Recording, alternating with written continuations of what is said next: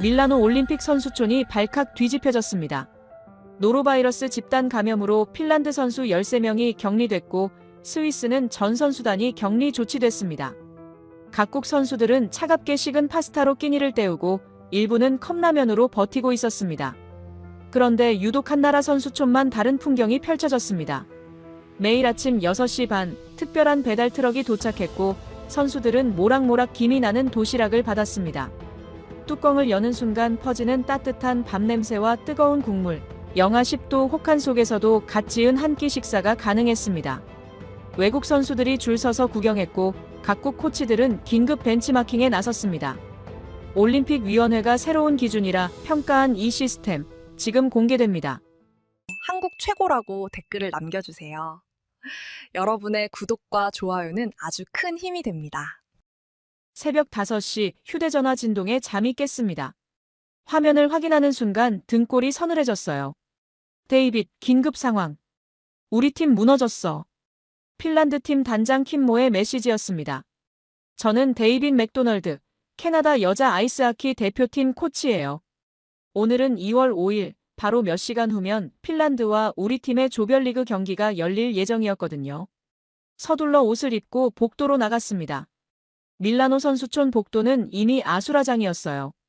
각국 코치들이 잠옷차림으로 몰려나와 수군거리고 있었습니다. 노로바이러스래. 13명이나 격리됐대. 경기 연기될 거야. 미국 팀 코치가 제게 달려왔어요. 표정이 창백했습니다. 핀란드에서 집단 감염이 터졌다고 우리도 같은 식당 쓰지 않았냐고 물었죠. 일본 코치는 벌써 마스크를 쓰고 있었고요. 복도 분위기는 완전히 패닉 상태였습니다. 누군가는 휴대전화로 본국에 급히 연락하고 있었고 누군가는 의료진을 찾아 뛰어다녔어요. 올림픽 개막을 하루 앞둔 선수촌이라고는 믿기지 않는 광경이었죠. 그때였습니다. 복도 저 끝에서 웃음소리가 들렸어요. 이 긴박한 상황에 웃음이라니요. 고개를 돌리니 한국 선수촌 구역이었습니다. 한국 선수 4-5명이 복도에 나와 있었어요. 쇼트트랙 훈련복을 입은 선수들이었습니다. 그런데 표정이 너무 평온했어요. 오히려 밝게 웃으며 서로 이야기를 나누고 있었죠. 한 선수가 도시락을 받아들고 있었습니다. 한국 스태프가 배달해준 모양이었어요. 도시락을 받은 선수가 뚜껑을 열어보더니 환하게 웃었습니다. 와, 오늘 갈비찜이네. 하는 목소리가 들렸어요. 저는 그 장면을 멍하니 바라봤습니다. 지금 이 복도에선 모두가 감염병 공포에 떨고 있는데 저 사람들은 갈비찜 보고 좋아하고 있다고요? 더 이상한 건 그 다음이었어요. 도시락에서 하얀 김이 모락모락 올라왔습니다. 따뜻한 김말이에요. 새벽 5시 반인데 방금 만든 것처럼 뜨거운 도시락이라니요. 한국 선수 하나가 도시락을 들고 지나가며 우리 쪽을 봤습니다. 눈이 마주쳤어요. 그 선수는 가볍게 고개를 끄덕이며 미소를 지었습니다. 전혀 불안해 보이지 않는 표정이었죠. 미국 코치가 제 팔을 잡아 끌었어요. 데이빗, 핀란드 단장 왔어. 빨리 와봐.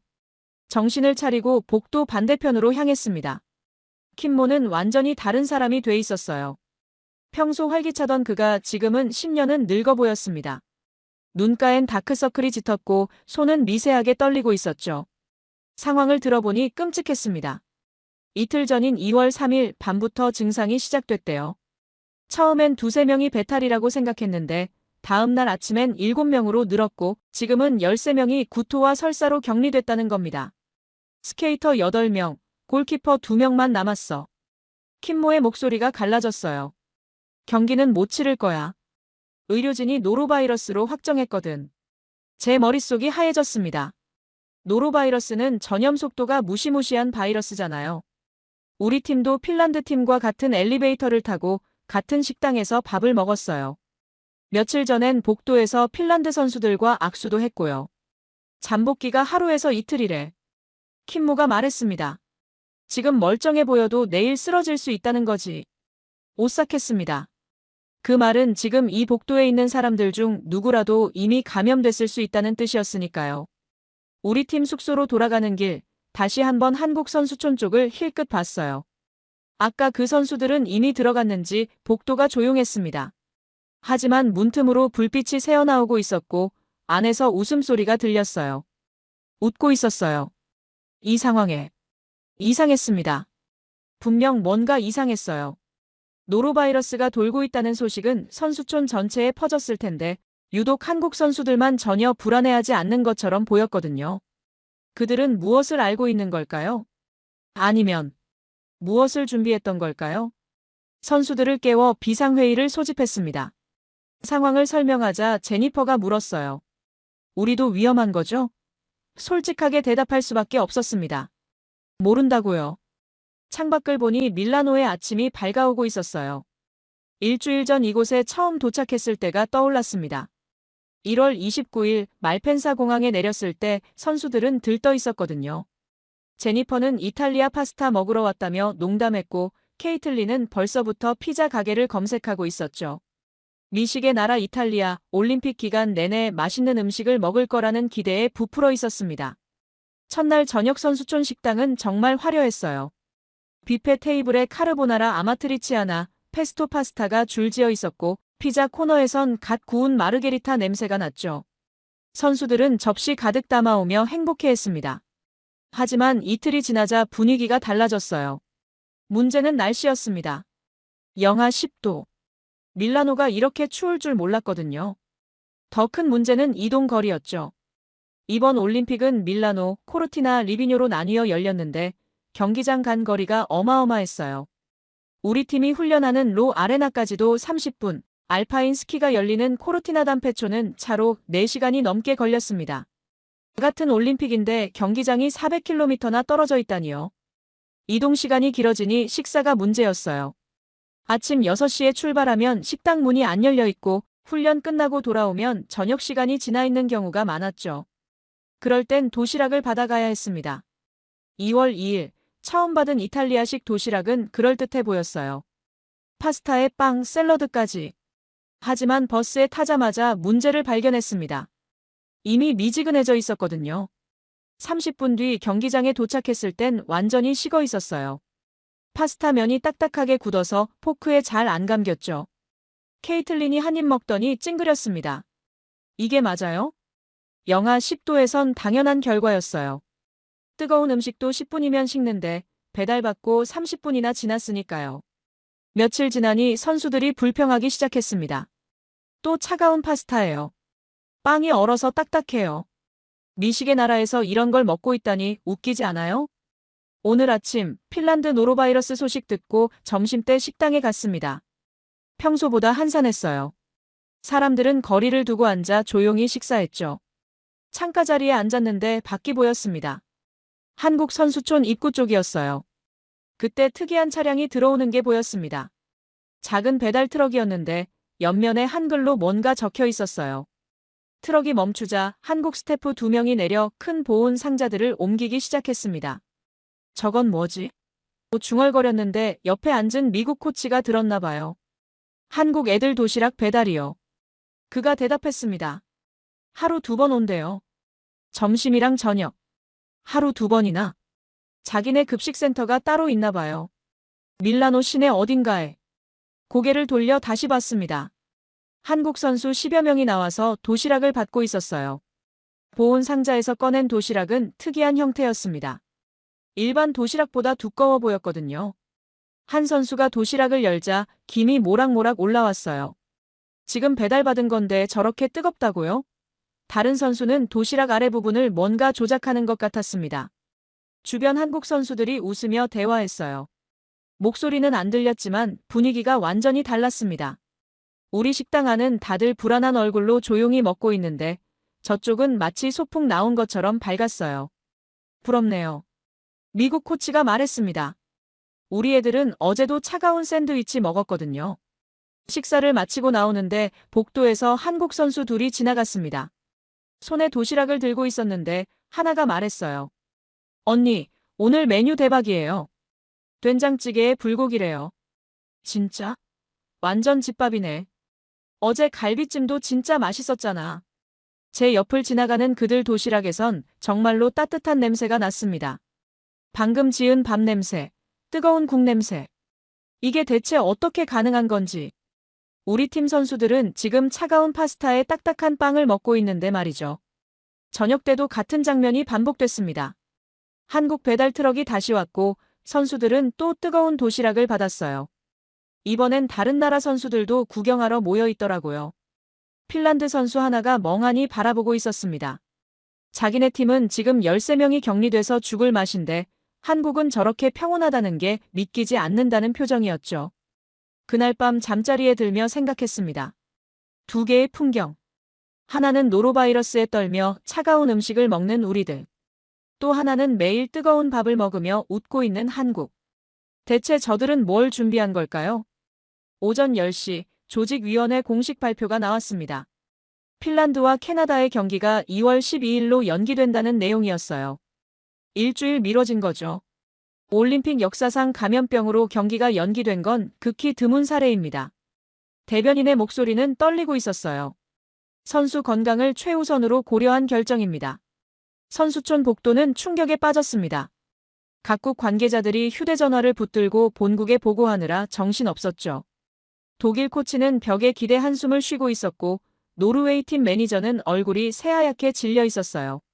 제니퍼가 제게 물었습니다. 코치님, 우리 경기는요? 2월 8일 미국전은 아직 예정대로야.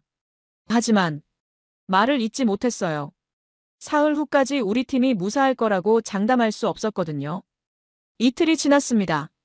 2월 7일 오후 더 충격적인 소식이 터졌어요. 스위스 여자 아이스하키 팀에서 노로바이러스 확진자가 나왔다는 겁니다. 아직 한 명이긴 했지만 핀란드 사례를 봤잖아요. 처음엔 한두 명으로 시작해서 하루 만에 13명으로 번졌었죠. 스위스 올림픽 위원회는 즉각 전 선수단을 격리시켰습니다. 선수촌이 완전히 얼어붙었어요. 복도에서 만나는 사람들마다 서로를 의심하는 눈빛이었습니다. 엘리베이터에 같이 타는 것조차 꺼려했어요. 누가 보균자인지 모르니까요. 저녁 식사 시간 식당은 한산했습니다. 평소 같으면 500명은 넘게 북적였을 텐데 100명도 안 됐어요. 테이블마다 빈자리가 널려 있었죠.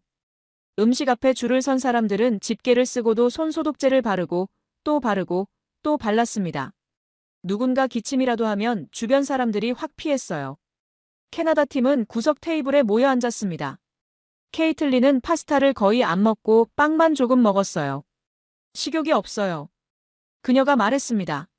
무서워서 뭐가 넘어가요? 식당 분위기가 너무 음산해서 빨리 나왔습니다.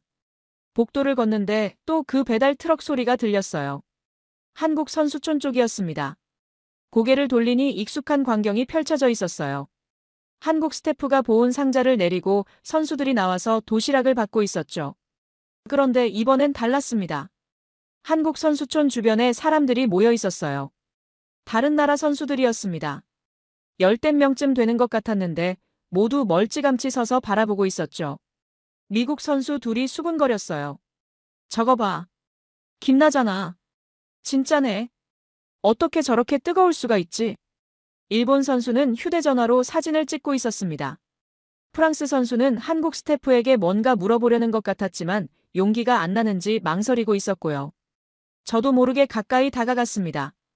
한국 선수 하나가 도시락을 받아들었어요. 2층 구조로 된 특이한 용기였습니다. 그 선수가 아래층을 열더니 작은 물병으로 뭔가를 부었어요. 30초쯤 지났을까요? 도시락 전체에서 김이 올라오기 시작했습니다.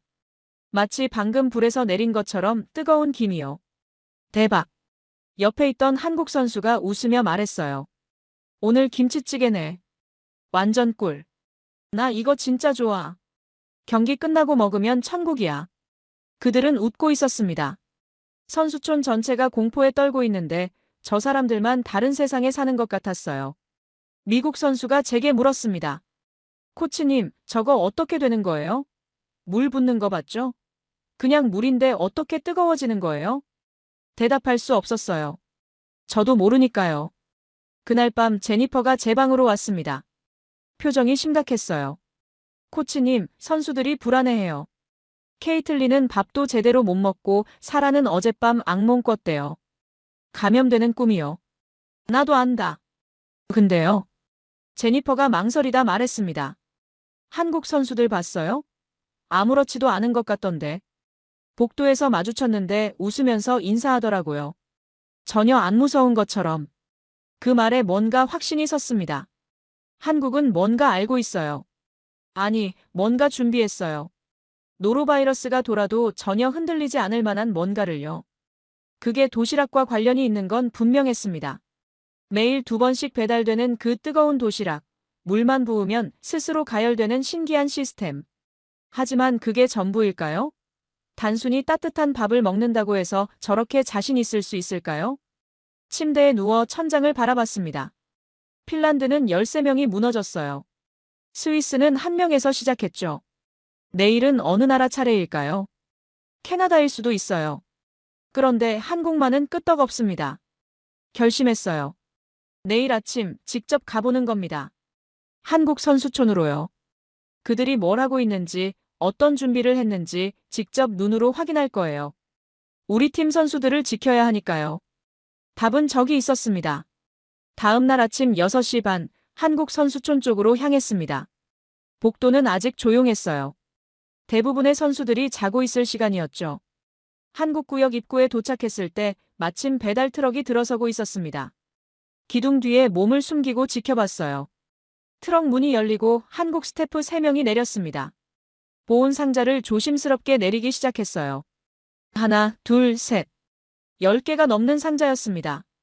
곧 한국 선수들이 나오기 시작했어요. 스피드 스케이팅 팀인 것 같았습니다. 아침 일찍 훈련 가는 모양이었죠. 스태프 하나가 보온 상자를 열었습니다. 안에 도시락이 가지런히 쌓여 있었어요. 일반 도시락과는 확실히 달랐습니다. 2층 구조로 돼 있었고 크기도 더 컸죠. 선수들이 하나씩 받아들었습니다. 한 선수가 도시락을 받자마자 웃으며 말했어요. 오늘 뭐예요? 소불고기랑 미역국이요. 스태프가 대답했습니다. 오늘 이동 시간 길다고 하셔서 국물 많이 넣었어요. 완전 좋아요. 감사합니다. 그 선수가 도시락 아래쪽을 열었습니다. 거기엔 빈 공간이 있었고 작은 팩 같은 게 들어 있었어요. 선수가 주머니에서 물병을 꺼내 그 공간에 물을 부었습니다. 그리고 기다렸어요. 10초, 20초, 30초. 갑자기 도시락 전체에서 김이 피어오르기 시작했습니다. 마치 전자레인지에 돌린 것처럼 뜨거운 김이요. 선수가 위층을 열어보니 밥과 반찬에서 열기가 확 올라왔습니다. 우와, 뜨거! 선수가 손을 호호 불며 웃었어요. 역시 이거 진짜 신기해. 옆에 있던 다른 선수도 같은 과정을 반복했습니다. 물을 붓고 30초 기다리니 도시락이 뜨거워졌어요. 두 선수는 만족스러운 표정으로 도시락을 들고 버스로 향했습니다. 저는 그 광경을 멍하니 바라봤습니다. 믿을 수 없었거든요. 물만 부으면 스스로 가열되는 도시락이라니요. 더 많은 선수들이 나왔습니다. 쇼트트랙 팀, 봅슬레이 팀, 스켈레톤 팀. 모두 똑같은 도시락을 받았어요. 그리고 모두 같은 방식으로 물을 붓고 기다렸죠. 한 선수가 도시락을 들고 지나가다 저를 발견했습니다. 여자 쇼트트랙 선수였는데 밝게 웃으며 영어로 인사했어요. 굿모닝. 아, 안녕하세요. 당황해서 대답했습니다. 코치님이시죠? 어제 복도에서 봤어요. 그녀가 말했어요. 캐나다 팀이시죠? 네, 맞습니다. 데이빗 맥도널드라고 합니다. 심석희예요. 저 도시락 신기하죠? 그녀가 손에 든 도시락을 가볍게 들어 보였습니다. 물만 부으면 뜨거워져요. 저도 처음엔 깜짝 놀랐어요. 어떻게 작동하는 거예요? 발열팩이 들어있대요. 물이랑 반응하면 열이 나는 거래요. 심석희가 설명했습니다. 겨울 올림픽이라 음식이 식으니까 체육회에서 준비해 주셨어요. 발열팩. 그런 기술이 있었군요. 제가 말을 꺼냈습니다. 저희는 도시락 받으면 항상 차갑게 식어 있거든요. 아, 정말요? 그럼 힘드시겠다. 심석희가 안타까운 표정을 지었어요. 저희는 운이 좋은 거예요. 대한체육회에서 되게 신경 많이 써주셨거든요. 바로 그때 한국 영양사로 보이는 여성이 다가왔습니다. 석희야, 버스 곧 출발한대. 네, 지금 가요. 심석희가 저를 보며 손을 흔들었어요. 코치님, 경기 화이팅이요. 그녀가 가고 난 뒤에도 저는 그 자리에 서 있었습니다. 배달은 계속됐어요. 한국 선수들이 계속 나와서 도시락을 받았습니다. 20명, 30명. 모두가 같은 시스템의 도시락을 받았죠. 그리고 모두가 웃고 있었어요. 복도 반대편에서 누군가 다가왔습니다. 미국 팀 코치였어요. 그도 저처럼 지켜보고 있었나 봅니다. 봤어요? 그가 물었습니다. 네. 믿기지 않네요. 저거 특허받은 기술일 거예요. 미국 코치가 말했어요. 군대에서 쓰는 전투 식량이랑 비슷한 원리래요. 근데 올림픽에서 저렇게 대규모로 쓰는 건 처음 본다는데. 대규모라니요? 한국이 이번에 급식센터를 3곳이나 만들었대요. 밀라노, 코르티나, 리비뇨. 선수가 어디서 경기하든 뜨거운 밥을 먹을 수 있게요. 3곳이나. 그건 엄청난 투자예요. 근데 그게 다가 아니래요. 미국 코치가 목소리를 낮췄습니다. 저거 완전 분리 시스템이래요. 한국 선수들은 선수촌 식당 안 가요. 자기네 음식만 먹어요. 노로바이러스 감염 위험을 최소화하려는 거죠. 그 말에 모든 게 이해됐습니다. 한국이 전혀 불안해하지 않는 이유, 다른 팀들이 무너지는데도 끄떡없는 이유가요. 그들은 준비했던 겁니다.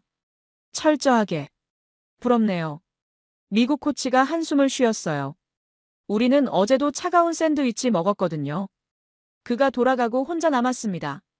마지막 한국 선수가 도시락을 받아들고 갔어요. 배달 트럭도 떠났습니다.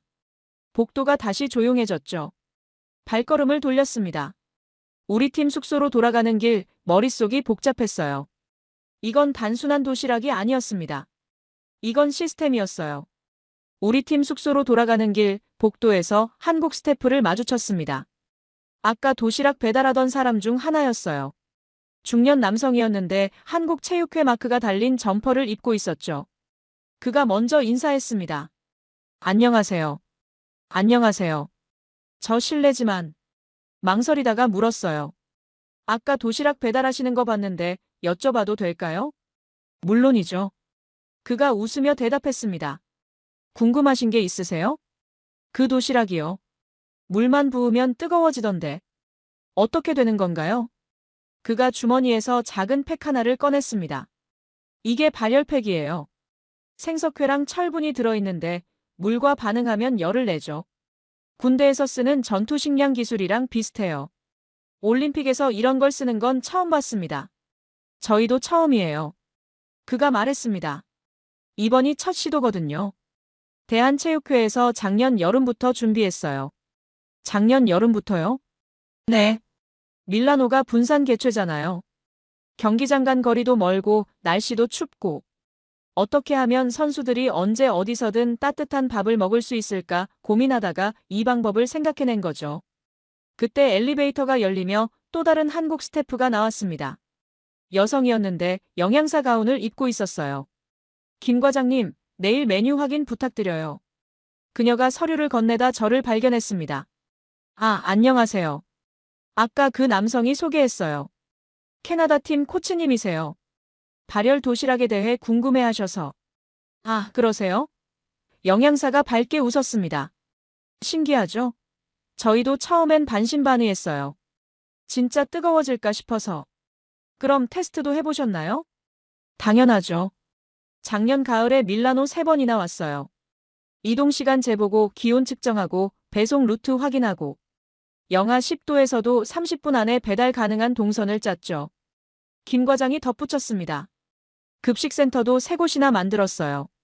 밀라노, 코르티나, 리비뇨. 어디서 경기하든 선수촌에서 15분 안에 닿을 수 있게 배치했죠. 3곳. 그건 엄청난 규모였어요. 조리 인력만 36명이에요. 영양사가 말했습니다. 밀라노에 15명, 코르티나에 12명, 리비뇨에 9명. 하루 2번, 130명 선수단 식사를 책임지고 있어요. 130명이요? 네. 선수, 코치, 스태프 전부요. 한 끼도 빠짐없이. 저는 숫자를 머릿속으로 계산했습니다. 130명에게 하루 2번, 17일 동안 4,400끼가 넘는 식사였어요. 비용이 어마어마하겠네요. 김 과장이 잠시 망설이다 대답했습니다. 이번 올림픽 급식 예산이 22억 원이에요. 다른 대회보다 훨씬 많이 투자했죠. 22억. 한화로 200만 달러가 넘는 금액이었습니다. 왜 그렇게까지? 2018년 평창 때문이에요. 영양사가 조용히 말했습니다. 평창이요? 평창 올림픽 때 노로바이러스가 돌았거든요. 보안 요원이랑 스태프 300명 넘게 감염됐어요. 조사해보니 화장실 물탱크가 문제였대요. 김 과장이 고개를 끄덕였습니다. 그때 교훈을 얻은 거죠. 대규모 행사에서 급식 관리가 얼마나 중요한지. 그래서 이번엔 아예 시스템을 따로 만든 거예요. 완전 분리 시스템이요? 맞아요. 우리 선수들은 선수촌 식당 안 가요. 자체 급식센터 음식만 먹어요. 감염 위험을 원천 차단하는 거죠. 그제야 이해가 됐습니다. 한국 선수들이 노로바이러스에도 끄떡없는 이유가요. 그리고 발열팩은 보너스예요. 영양사가 덧붙였습니다. 안전도 지키고 따뜻한 밥도 먹이고 선수들 만족도가 엄청 높아요. 선수들 반응은 어때요? 좋아 죽어요. 김 과장이 웃었습니다. 어제 쇼트트랙 심석희 선수가 그러더라고요. 컨디션 관리에 정말 도움된다고. 경기 전에 따뜻한 국 한 그릇 먹으면 긴장도 풀리고 몸도 풀어진대요. 영양사가 시계를 확인했습니다. 아, 저 가봐야 해요. 점심 준비 들어가야 해서요. 저도요. 김 과장이 말했습니다. 오늘 코르티나 배송이 있어서 두 사람이 가려는데 제가 불렀습니다. 잠깐만요. 네. 이 시스템을 망설이다 물었어요. 다른 나라도 알고 있나요? 김 과장이 고개를 저었습니다. 몰라요. 우리가 특별히 홍보한 것도 아니고 그냥 우리 선수들 챙기려고 만든 거니까요. 하지만 요즘 다른 나라 선수들이 구경 많이 와요. 영양사가 웃었습니다. 어제는 독일 선수가 사진 찍더라고요. 두 사람이 떠나고 복도에 혼자 남았습니다. 22억, 36명의 조리 인력, 세 곳의 급식센터, 하루 260끼의 식사, 그리고 2018년 평창의 교훈. 이건 단순히 배고픈 선수들 먹이려고 만든 게 아니었어요. 노로바이러스라는 보이지 않는 적과 싸우기 위한 전략이었죠. 한국은 8년 전 실수를 반복하지 않으려 했던 겁니다. 숙소로 돌아왔을 때 제니퍼가 기다리고 있었어요. 코치님, 어디 갔다 오세요? 한국 쪽 좀 다녀왔어. 뭐 알아내셨어요? 창밖을 바라봤습니다. 저 멀리 한국 배달 트럭이 보였어요. 응. 알아냈어. 제니퍼를 보며 말했습니다. 저 사람들이 왜 안 무너지는지. 오후 2시 각국 코치 비공식 회의가 열렸습니다. 조직위원회가 소집한 건 아니었어요. 노로바이러스 상황이 심각해지니 코치들끼리 자발적으로 모인 거였죠. 회의실에 10여 개국 코치들이 모였습니다. 독일, 프랑스, 일본, 미국, 노르웨이. 모두 불안한 표정이었어요. 독일 코치가 먼저 입을 열었습니다. 우리 팀 선수 둘이 오늘 아침부터 배탈 증상 보이고 있어요. 아직 확진은 아니지만 우리도요. 프랑스 코치가 말했습니다. 한 명이 어젯밤 구토했어요. 지금 격리 중이에요. 일본 코치가 한숨을 쉬었습니다. 식당 못 믿겠어요. 어제부터 우리 팀은 컵라면으로 버티고 있어요. 컵라면이요? 노르웨이 코치가 놀라 물었습니다. 네. 편의점에서 사다가 최소한 뜨거운 물로 직접 끓이니까 안전하잖아요. 회의실이 무거운 침묵에 빠졌어요. 올림픽 선수들이 컵라면으로 버티고 있다니 말이 되나요? 미국 코치가 저를 봤습니다. 데이빗, 당신 오늘 아침 한국 쪽 갔다 왔다며? 뭐 알아냈어요? 모두의 시선이 저에게 쏠렸습니다. 한국은 시작했습니다. 완전히 다른 시스템으로 움직이고 있어요. 다른 시스템? 자체 급식센터가 3곳 있어요. 밀라노, 코르티나, 리비뇨. 조리 인력만 36명이고 하루 2번 130명에게 식사를 제공하죠. 프랑스 코치가 휘파람을 불었습니다. 와우.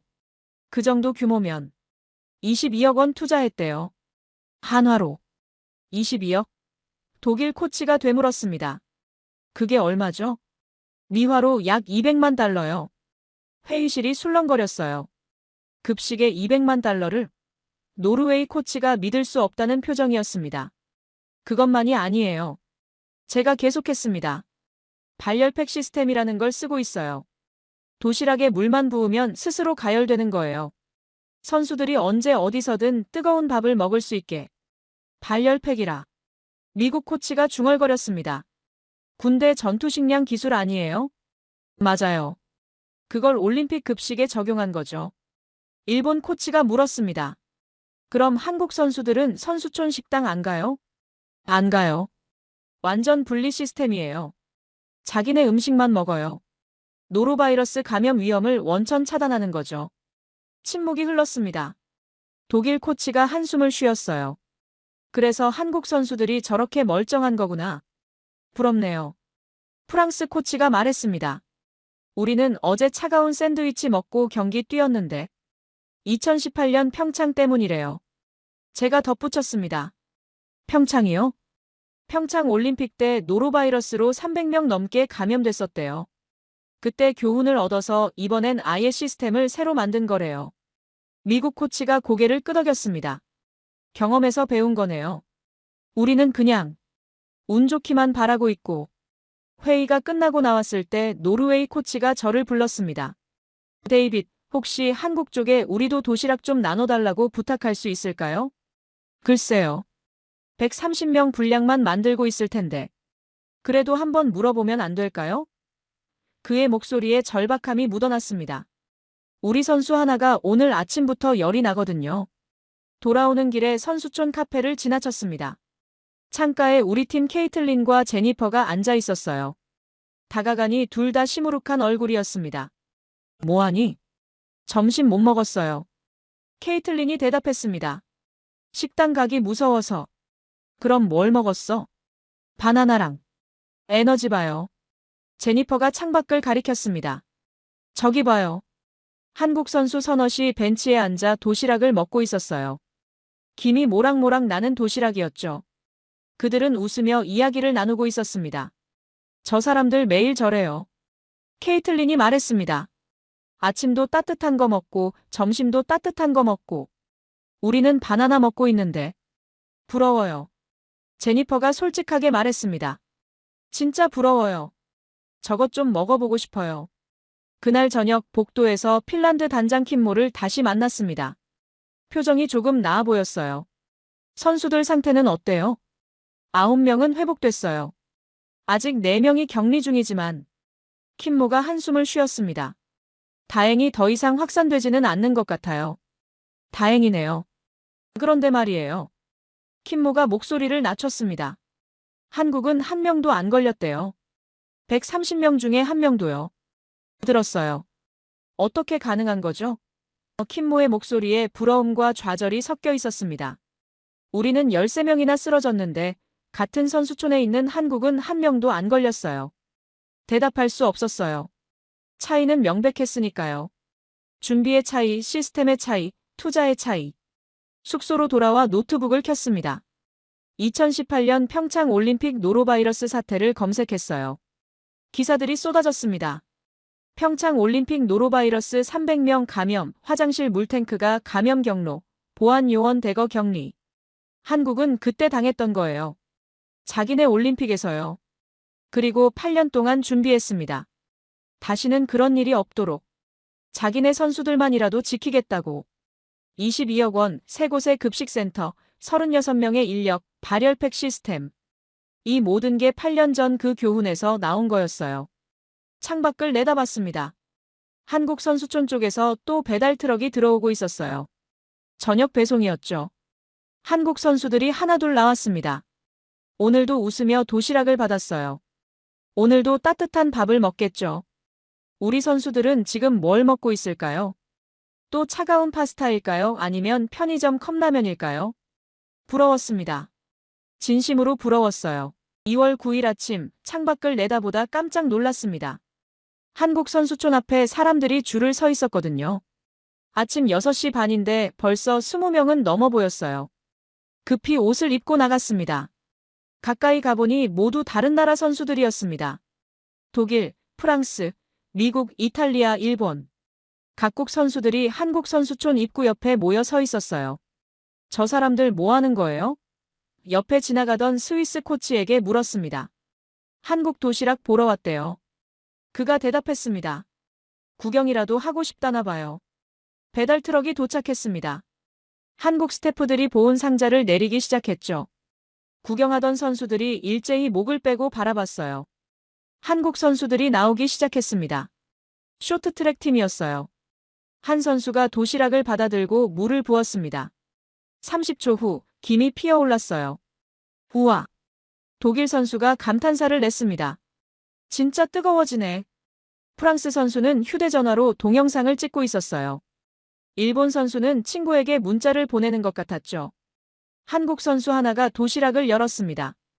오늘 삼계탕이네. 완전 좋아. 그 목소리에 주변 외국 선수들이 웅성거렸습니다. 미국 선수 둘이 속삭였어요. 냄새 맡아봐. 완전 맛있는 냄새야. 부러워 죽겠어.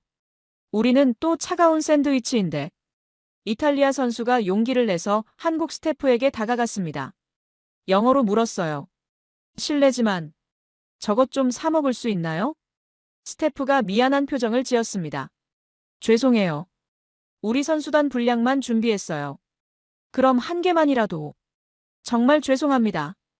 이탈리아 선수는 아쉬운 표정으로 물러났어요. 그때 한국 스태프 하나가 저를 발견했습니다. 어제 봤던 김 과장이었어요. 캐나다 팀 코치님이시죠? 그가 다가왔습니다. 아, 네. 안녕하세요. 어제 발열 도시락에 관심 보이셨잖아요. 김 과장이 말했습니다.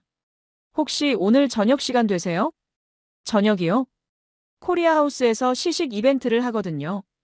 각국 선수들과 코치분들 초대하는 자리예요. 한식도 소개하고 발열 도시락 시연도 하고. 관심 있으시면 오시라고 초대하고 싶은데요. 심장이 뛰었습니다. 정말요? 그럼 우리 팀 선수들도 데려가도 될까요? 물론이죠. 많이 오실수록 좋아요. 오후 7시 밀라노 시내 중심부의 빌라 네키 캄필리오에 도착했습니다.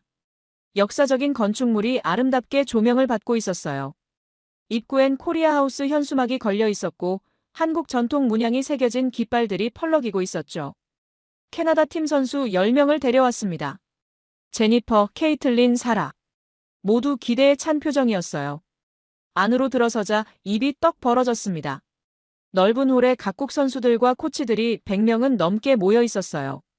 독일, 프랑스, 미국, 노르웨이, 이탈리아. 다들 같은 목적으로 온 모양이었습니다. 한쪽엔 한복 체험 부스가 있었고 다른 쪽엔 전통놀이 체험 공간이 마련돼 있었어요. 하지만 가장 많은 사람들이 몰린 곳은 단연 푸드존이었습니다. 여러분 환영합니다. 대한체육회 관계자가 마이크를 잡았습니다. 오늘은 우리 한국 선수들이 먹고 있는 발열 도시락을 직접 체험해 보실 수 있습니다. 그리고 노로바이러스로 어려움을 겪고 계신 팀들을 위해 올림픽 정신 차원에서 오늘 준비한 도시락을 모두 나눠드리겠습니다. 박수가 터져 나왔습니다. 테이블마다 발열 도시락이 놓여 있었어요. 한국 영양사들이 시연을 시작했습니다. 이게 발열팩입니다. 이 공간에 물을 부으시면 영양사가 물을 부었습니다. 30초만 기다려주세요. 모두가 숨죽이며 지켜봤어요. 30초 후 도시락에서 김이 피어오르기 시작했습니다. 사람들이 와하고 탄성을 질렀죠. 이제 열어보시면 영양사가 위층을 열었습니다. 따끈따끈한 한식이 준비돼 있습니다. 케이틀린이 제 옆구리를 쿡 찔렀어요. 코치님, 진짜 김나잖아요. 자, 이제 직접 드셔보세요. 사람들이 일제히 도시락을 집어들었습니다. 저도 하나 받아들었어요. 무게가 제법 묵직했습니다. 뚜껑을 열자 뜨거운 김과 함께 냄새가 확 올라왔어요. 하얀 쌀밥, 불고기, 계란말이, 김치, 그리고 작은 용기에 담긴 된장찌개. 케이틀린이 먼저 숟가락을 들었습니다. 조심스럽게 밥을 한 입 떠서 입에 넣었어요. 그녀의 눈이 커졌습니다. 오. 케이틀린이 눈을 감았습니다. 맙소사. 이게 진짜 밥이에요. 따뜻한 밥. 제니퍼가 불고기를 먹어봤습니다. 와. 이거 진짜 맛있어요. 고기가 이렇게 부드러울 수가 있어요? 사라는 된장찌개를 떠서 마셨어요. 뜨거워. 하지만 너무 좋아요. 며칠 만에 먹어보는 따뜻한 국이에요. 저도 한 입 먹어봤습니다.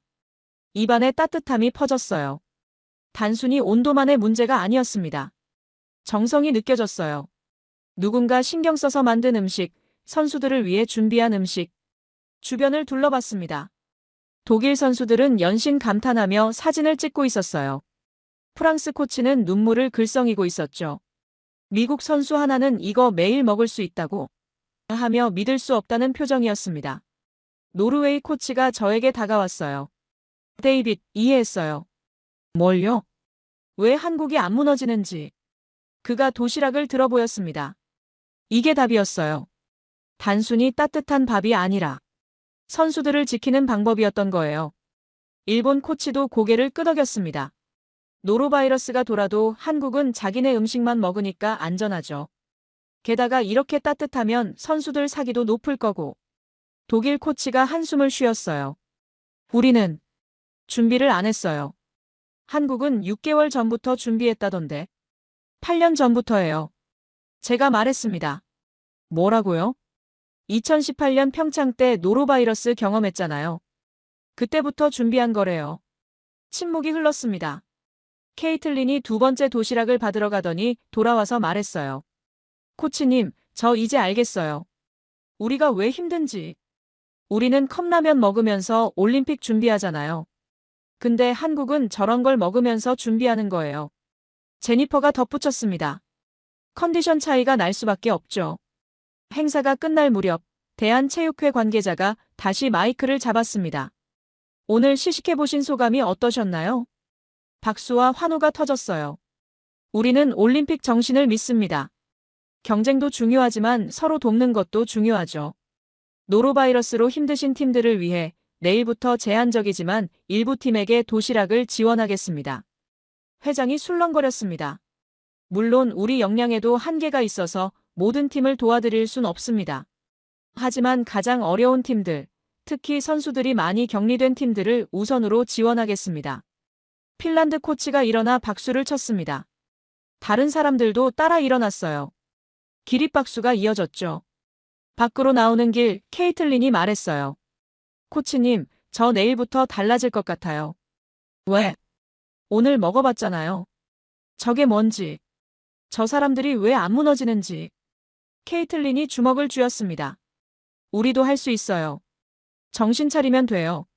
제니퍼가 고개를 끄덕였습니다. 그리고 다음 올림픽엔 우리도 준비하자고 말해야죠. 캐나다도 저런 거 할 수 있어요. 버스에 타며 뒤를 돌아봤습니다. 코리아하우스엔 아직도 사람들이 남아 있었어요. 한식을 체험하고 한복을 입어보고 한국 문화를 배우며 그리고 모두가 같은 생각을 하고 있었을 겁니다. 한국은 다르다고. 준비가 다르고 시스템이 다르고 마음가짐이 다르다고. 그날 밤 각국 코치 단체 채팅방에 메시지가 쏟아졌습니다. 코리아하우스 갔다 왔어요. 충격받았습니다. 다음 올림픽엔 우리도 준비해야 해요. 한국이 새로운 기준을 만들었어요. 맞습니다. 오늘 우리가 맛본 건 단순한 도시락이 아니었어요. 새로운 기준이었습니다. 다음 날 아침 선수들 표정이 달라져 있었습니다.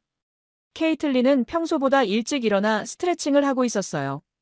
제니퍼는 창가에 앉아 경기 노트를 정리하고 있었죠. 사라는 팀 단체 채팅방에 오늘 훈련 열심히 하자는 메시지를 보냈습니다. 기분이 좋아 보이네. 제가 말했습니다. 어젯밤 꿈을 꿨어요. 케이틀린이 대답했습니다. 집에서 엄마가 해준 따뜻한 스프 먹는 꿈이요. 며칠 만에 제대로 잔 것 같아요. 저도요. 제니퍼가 고개를 끄덕였습니다. 속이 편해서 그런가 봐요. 며칠 동안 차가운 것만 먹어서 소화도 안 됐거든요. 오전 10시 훈련장으로 가는 버스 안에서 선수들이 웃으며 이야기를 나눴어요. 며칠 만에 보는 광경이었습니다. 노로바이러스 소식이 들린 이후로 버스 안은 늘 침울했거든요. 코치님. 사라가 저를 불렀습니다. 저희 오늘 경기 잘할 수 있을 것 같아요. 어제 한식 먹고 힘이 났어. 그것도 있지만요. 사라가 진지하게 말했습니다. 어제 깨달았어요. 올림픽이 뭔지, 준비가 뭔지. 한국 사람들 보면서 배웠어요. 오후 2시 훈련을 마치고 선수촌으로 돌아오는 길에 한국 선수촌 앞을 지나쳤습니다. 오늘도 배달 트럭이 와 있었어요. 하지만 오늘은 좀 달랐습니다. 한국 선수들뿐 아니라 핀란드 선수 몇 명도 함께 도시락을 받고 있었거든요. 저기 봐요. 케이틀린이 창밖을 가리켰습니다. 핀란드 팀이에요. 핀란드 주장 제니 히리코스키가 한국 스태프에게 연신 고개를 숙이며 감사를 표하고 있었어요. 도시락을 받아든 핀란드 선수들 얼굴엔 안도감이 가득했습니다. 대한체육회가 약속 지켰네요. 제니퍼가 말했습니다. 가장 힘든 팀부터 돕겠다고 했잖아요. 그날 저녁 숙소에서 쉬고 있는데 노크 소리가 들렸습니다. 문을 열자 한국 스태프가 서 있었어요. 코치님, 잠깐 시간 되세요? 네, 무슨 일이세요? 대한체육회에서 말씀드리라고 했습니다. 그가 서류를 꺼냈어요. 캐나다 팀 선수 중에 채식주의자가 있다고 들었는데요. 혹시 특별 식단이 필요한 선수가 있으면 말씀해 주시면 저희가 도와드릴 수 있을 것 같아서요. 정말요? 네. 물론 전 선수단을 도와드릴 순 없지만 특별한 식이 요법이 필요하거나 건강상 문제가 있는 선수들은 지원해 드릴 수 있어요. 감동받았습니다. 자기네 선수들도 챙기기 바쁠 텐데 다른 나라 선수들까지 신경 쓰다니요. 우리 팀 골키퍼가 유제품 알레르기가 있어요. 그것만 조심하면 되는데. 알겠습니다. 유제품 제외하고 준비하겠습니다. 그가 메모했습니다. 내일부터 이틀에 한 번씩 4명분 도시락 보내드릴게요. 정말 감사합니다. 어떻게 보답을? 보답은요? 그가 웃었습니다. 좋은 경기 하시면 돼요. 그게 올림픽 정신이잖아요. 2월 12일 연기됐던 핀란드와 캐나다의 경기가 드디어 열렸습니다. 일주일 만이었죠. 하지만 일주일 전과는 상황이 완전히 달랐어요. 핀란드는 격리됐던 선수들이 모두 회복했습니다. 한국의 도시락 지원을 받으며 컨디션을 회복한 거죠. 우리 팀도 마찬가지였어요. 한국 도시락을 먹은 선수들은 확실히 달랐습니다. 경기 전 라커룸에서 선수들에게 말했습니다. 오늘 경기 결과가 어떻게 되든 너희는 이미 많은 걸 배웠어. 선수들이 저를 쳐다봤어요. 이번 올림픽에서 우리가 배운 건 메달보다 중요한 거야. 진짜 올림픽 정신이 뭔지, 진짜 준비가 뭔지. 제니퍼가 물었습니다. 한국 이야기세요? 응. 한국은 8년 전 실수를 반복하지 않으려고 준비했어. 6개월 동안 밀라노를 오가며 모든 걸 계산했지. 22억 원을 투자했고 3곳의 급식센터를 만들었어. 근데 그게 다가 아니에요. 케이틀린이 말했습니다. 선수를 생각하는 마음이요. 그게 진짜 차이였어요. 맞아. 제가 고개를 끄덕였습니다. 한국은 선수들이 최고의 컨디션으로 경기하길 원했어. 그래서 따뜻한 밥을 먹였고 안전하게 지켰고 불안하지 않게 만들었지. 사라가 입을 열었습니다. 우리도 할 수 있어요. 다음엔요. 그래. 다음 올림픽엔 우리도 준비하자. 캐나다답게. 제가 말했습니다.